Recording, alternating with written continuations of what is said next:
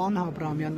մեղադրում են պարոն Համբարձումյանին 2018 թվականին Հովտաշատ Հայանիստ այդ գյուղերի խաչմերուկում հանրային կարգը խախտելու, զենք գործադրելու համար դուք ինչպես եք այս մեղադրանքը մեկնաբանում։ Իշխանության տարածած տեսանյութերը չեն համապատասխանում իրականությանը, համայն դեպս Դավիթ Համբարձումյանի մասնակցության մասով։ Այդ առիթով նա մի քանի անգամ այս մասին նշել է։ Տեսանյութերը, որոնք ներկայացնում են Դավիթ Համբարձումյանը, այդ տեսանյութերում չկա։ Եվ երկրորդը, ես կարծում եմ, ինչպես մնացած գործիչների դեպքում է լինում կամ շատերի դեպքում է լինում,